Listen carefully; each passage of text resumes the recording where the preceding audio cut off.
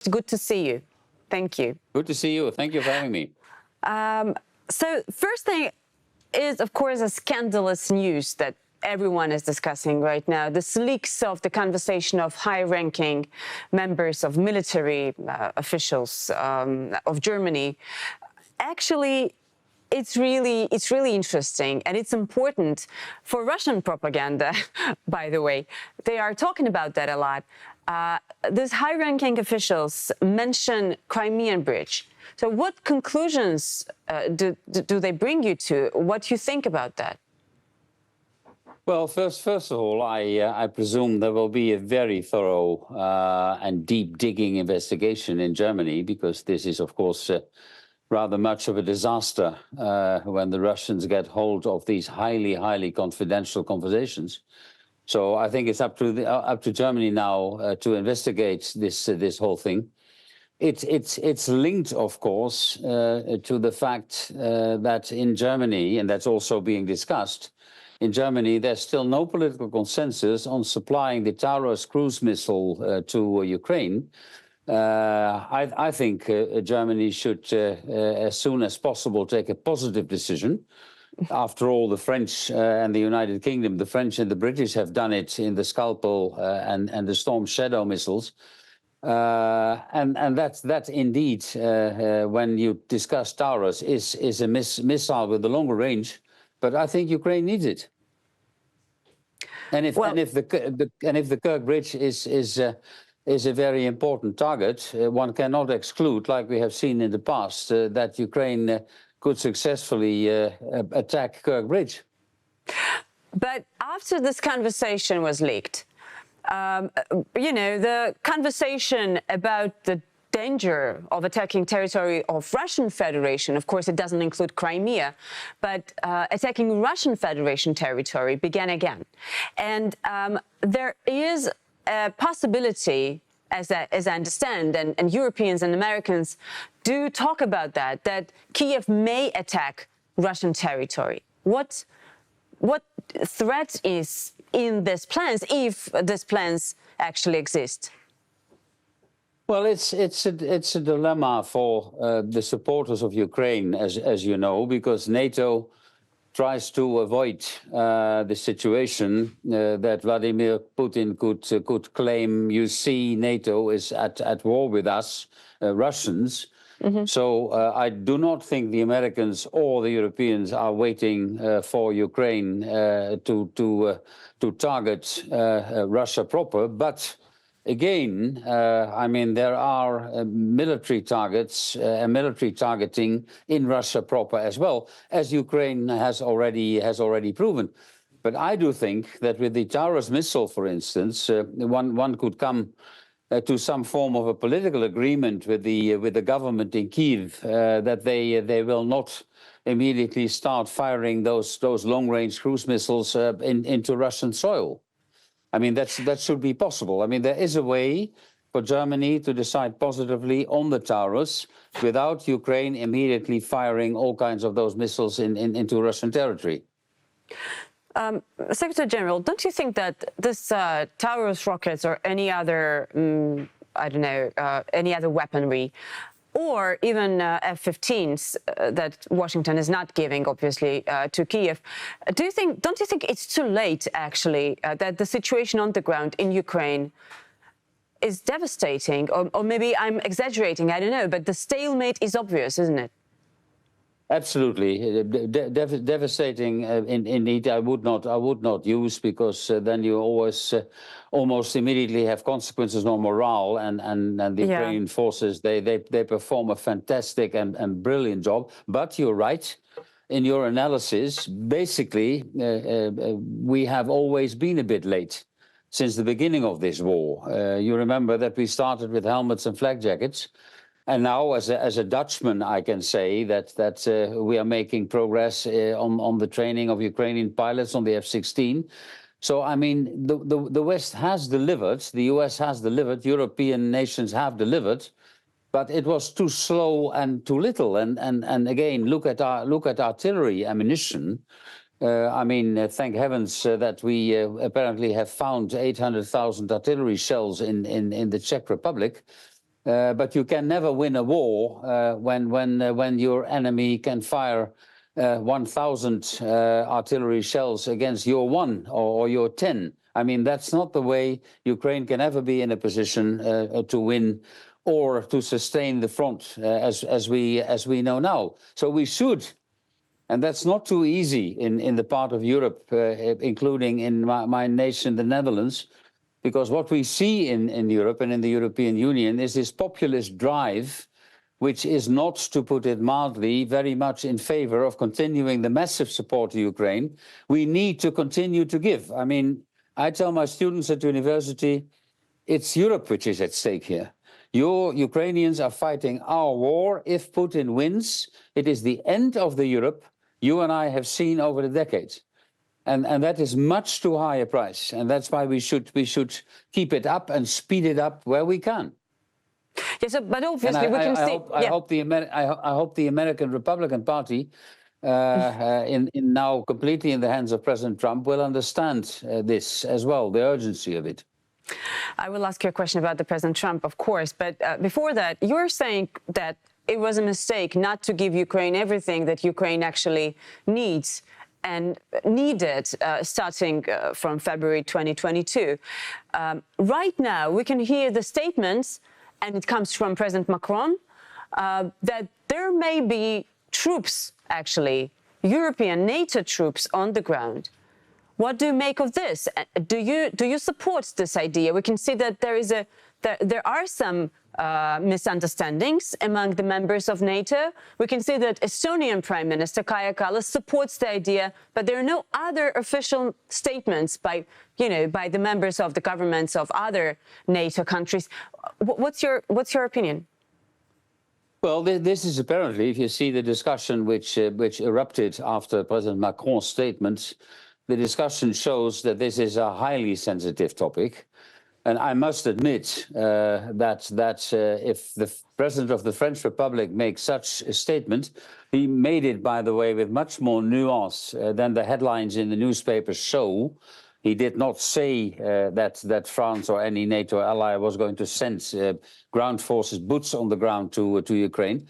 But if the net result of such a discussion is that within a few hours, the German Chancellor says no way, and France and Germany, together with Poland, I would say, is a trio of nations which can be considered as heavyweights in the European Union, then on balance, I think I would not have preferred to have this kind of discussion. Although I don't think it was the intention of President Macron to create, this kind of discussion. But apparently it had not been coordinated with the Chancellor Scholz in Germany, which I think is not the wisest thing a French president should do, or the other way around. I mean, we need in the European Union, Ukraine needs from the European Union political French, German, and I add Polish leadership. Yes. Not to say anything negative about the other countries, but Ukraine has made the center of gravity in the European Union shift to the east. So when I mention France and Germany, I usually also mention Poland. And of course, you mean that the government in Poland has changed, which gives wide opportunities. Mr. Scheffer, but as I understand the situation in Ukraine, the weaponry, yes, they need it desperately, but also they're in need of manpower because, I mean, it's been 2 years, more than 2 years of this terrible war, and they are defending their country, and they need more men. People are dying there. So, and that's why Macron is saying what he's saying. Would you agree with this? And do you think that there is a prospect of sending NATO troops to Ukraine? Do you see this in the future, or this is something that cannot happen? I don't see it, quite honestly, and I mean, in your question, you talk about NATO troops. You can have a situation with NATO troops, the alliance going in. I don't advocate this situation. But yeah, okay, then if we talk about French troops, and separate troops like French, Polish, and others. Quite honestly, I don't expect this to happen. So that's why I said. If you have such a discussion, that's a big if. You do it politically behind the scenes. You don't do it out in the open and give Vladimir Vladimirovich Putin a chance to say, you see, this is how far consensus inside the European Union / in NATO goes, because both France and Germany are, of course, NATO members. I do not see NATO troops, boots on the ground, going into Ukraine. And at the moment, I do not see either a coalition of the willing entering Ukraine and together with Ukraine fight that war. It is a rather sobering conclusion, I'm afraid. But since you ask me, that's my opinion. Of course, this is what we do. We try to analyze the situation and try to see the prospects. And in this context, I'm trying to understand, just as everyone else, as I see it, is there still a big chance of winning this war for Ukraine? It's hard to talk about that. But a year ago, to talk about that. A year ago, we were hearing from very different people and different authorities, officials, that Ukraine is winning and it will win. Right now, the approach, the attitude is different. What do you think? Is Ukraine winning? Is Ukraine having chances left? Well, let me start on the positive side. If I look at the Black Sea, my analysis would certainly be that Ukraine is in the process of winning, definitely, because the Russian Navy has been pushed back. There is grain, wheat export, and what have you. Putin has not succeeded in overrunning Ukraine, which he thought when he initiated this war of aggression. But here comes, of course, the but embedded in your question. When I look at the 1,300 kilometers wide front, I do not see Ukraine winning at the moment, and that's why I think, going back to the beginning of this conversation between you and me, that's why I say that we should speed it up. But again, I'm not only talking about European NATO EU members now, I'm also talking about the biggest of all, the leader, the military leader, the political leader, the United States of America. And then I'm not optimistic if I see how the grand old party, as we used to call it, the Republican Party, is completely dancing to the tunes of Donald J. Trump. And blocking in the House any form, any serious package of financial assistance, military assistance. That is a major problem, and I don't think that European NATO allies, EU members, can ever fill the gap. We can do it financially. I mean, if that financial package coming from the United States of America doesn't come through because the Republicans in the House remain the blocking factor, I think the European Union should step up to the plate and do much more than we are doing now. But for us, it's much more complicated, and we need it on this part of Europe as well. It's much more complicated to change into a war economy, which we have to do, in my opinion, in certain parts of the economy. Putin has done it already for quite some time. We should do it as well. If the US stops or continues blocking, I should say, I think Europeans would have to step up to the plate. So there are European politicians, and different sources say that if Ukraine loses this war, then Europe has like 5 to 10 years to be ready to Russian invasion. Some politicians and observers think that it's going to happen even sooner, that Putin is ready to invade NATO member country, European country, like Baltic state, Latvia, for example. Do you think that this is a plan, considering your experience and your understanding and your actually acquaintance with Vladimir Putin? Do you think that this is a part of his plan and he thinks about that seriously, invading European country? I think it is. And that's why I said a moment ago a Russian win would end the Europe we and you have known.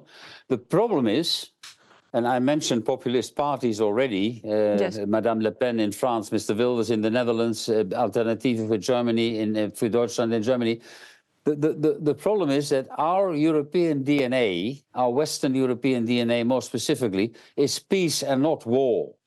And Ukraine is now facing a war and a war of aggression. And I agree with you, we might face war as well. I don't know when, but certainly not. That is certainly not a matter of 15 or 20 or 25 years. So I side with those. That's why I make my plea for a war economy.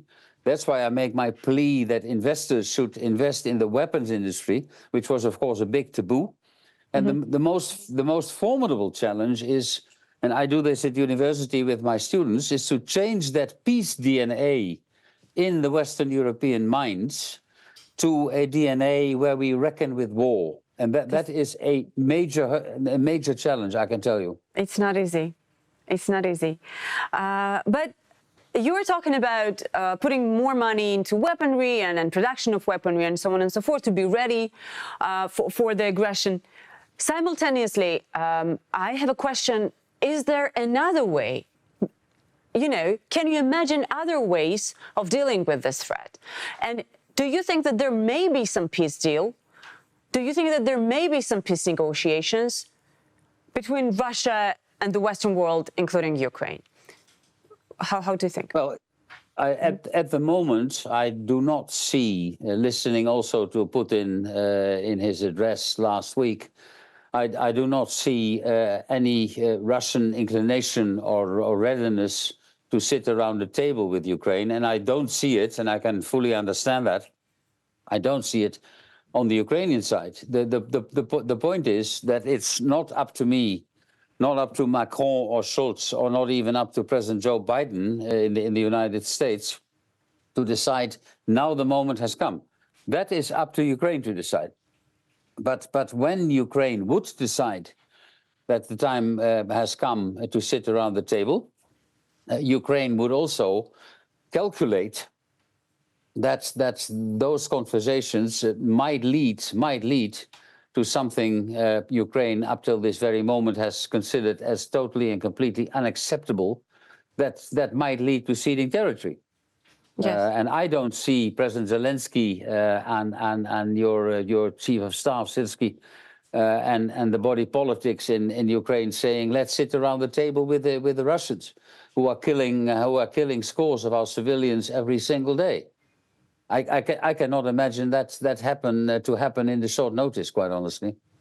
So they will desperately try to defend their land, but you know, just a couple of days ago, Vladimir Zelensky, the president of Ukraine, has advised the people who left Kharkov, one of the main cities of Ukraine. It's at the border with Russia, as you know. He said, don't come back if you have an opportunity, if you left. I cannot guarantee your security. I'm not quoting, but the idea was that. So, I mean, it's a very difficult time. Isn't it the alternative for them? I mean, what can be the alternative? Do you think, or do you know maybe about the plans of the Western leaders to sit with Zelensky to discuss the plan, the agreement, some kind of agreement with Russia? Some people, maybe Turkey or whatever, Switzerland, maybe the people in between Ukraine and Russia. I'm not saying that this is something that needs to happen. I'm just asking whether this possibility exists, considering the situation on the ground. Well, I think I have enough diplomatic experience to answer your question in a way that if, and that's a big if, because you don't know, but I don't know either. If Western leaders or President Zelensky would think there is a moment to start talking, first of all, internally, of course, not with the Russians, but internally. Yes. I would sincerely hope, and it might happen as we speak. I would sincerely hope that will be ultra secret and behind the scenes. I mean, you're not going to discuss this in public. Of course. And you see, going back to the beginning of this interview, how dangerous that is, because the Russians even had conversations at the highest level, military level in Germany. The political question is, should one hope for a strategy? But again, I don't know, and I can't possibly comment on anything. They might talk behind the scenes, they might not talk. I do not know. But listening to Putin last week, I do not think that he has much appetite to sit around the table, knowing how we are struggling with ammunition and weapons delivery to Ukraine. So Putin talks about NATO all the time. And in his mind, he fights NATO. And we have talked about that earlier. Elon Musk, one of the very famous representatives of the United States of America, and he's very famous in Russia, and they quote him all the time. So right now they quote his thought that to him, NATO doesn't make any sense. And he was questioning, like, NATO's existence. What is the meaning of NATO right now to you, Mrs. Scheffer? Does it really defend anyone? Does it really guarantee the global security? Does it really give us what we actually need, the peaceful people, what we actually need, the defense? It doesn't provide global security. That's not what NATO was established for in 1949, 75 years ago, almost to the day. So NATO is not about global security. NATO is about guaranteeing the territorial integrity of its member states.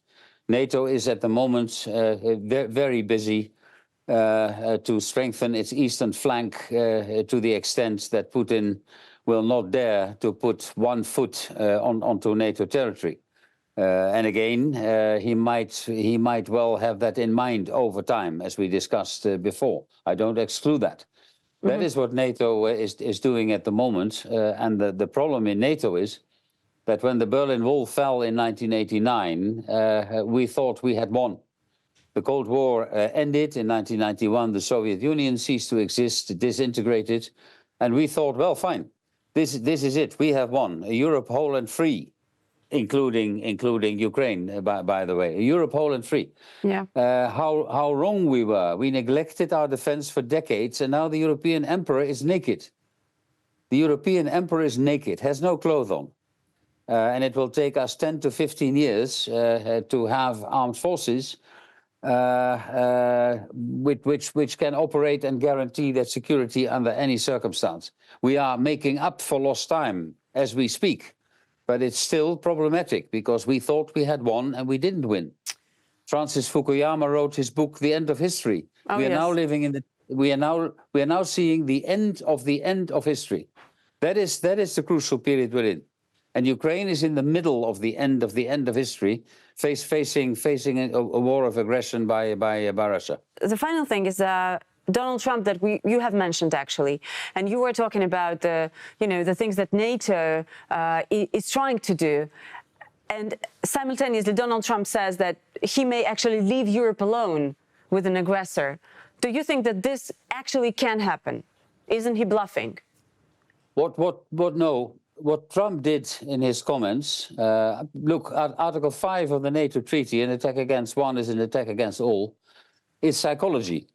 It's, of course, an article in a NATO treaty, very important. But what Trump has done is he has questioned, to say the least, the credibility of the Article 5 commitment the United States of America has entered into in 1949 and has kept up till this very moment. So is it dangerous what Trump has said? Yes, it is. It is dangerous for NATO. And we Europeans, we shouldn't, let's say, only base our strategy on a upcoming Trump presidency. I mean, I'm not one of the analysts who said that Trump will easily be re-elected. It might well go the other way, but still. After these kind of comments, we have to seriously think, also as Europeans, what happens if? What do we do if? And Trump is a transactional president.